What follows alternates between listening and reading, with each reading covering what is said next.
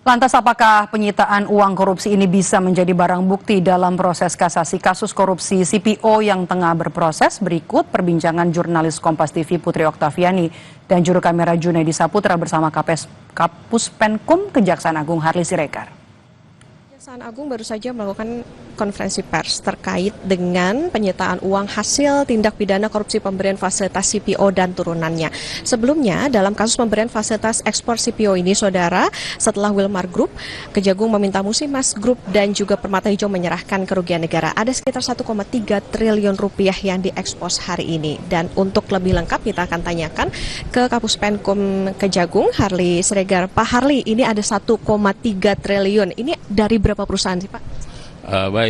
Sebelumnya perlu kami sampaikan bahwa ini merupakan lanjutan dari apa yang sudah pernah kita rilis terkait dengan upaya pengembalian kerugian keuangan negara 11,8 triliun ya dari satu grup perusahaan, dan ini sebesar 1,374 triliun ini berasal dari dua korporasi ya, dua grup korporasi ya, dari Musimas dan juga Permata Hijau ya, berproses di pengadilan, sekarang masih dalam tahap kasasi, maka dan itu belum berkekuatan hukum tetap ya, makanya tindakan dari penuntut umum melakukan penyitaan terhadap upaya pengembalian ini ya, dan dititipkan di rekening penampung lainnya, dan tentu ini akan dijadikan sebagai bukti dalam memori maupun tambahan memori kasasi penuntut umum untuk dipertimbangkan kiranya Majelis Mahkamah Agung terkait dengan status dari uang ini. Nah, Pak, ini 1,3 dari dua korporasi, ini sudah semuanya kah atau bagaimana, Pak?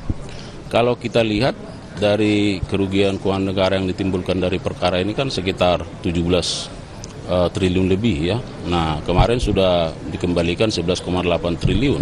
Nah, setidaknya hitungan kasarnya mungkin masih ada 5,8 triliun ya.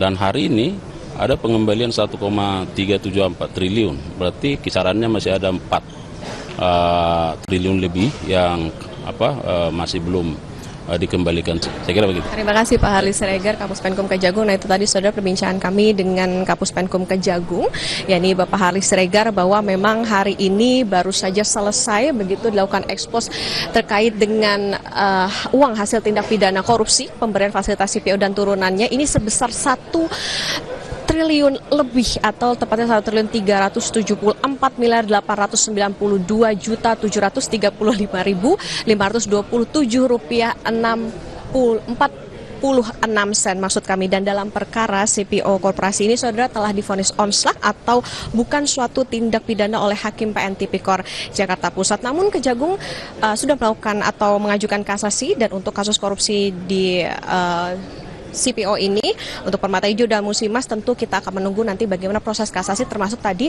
terkait dengan uang sekitar 1,3 triliun ini nantinya akan ditambahkan atau dimasukkan ke dalam memori kasasi. Putri Oktaviani, Junaidi Saputra, Kompas TV, Jakarta.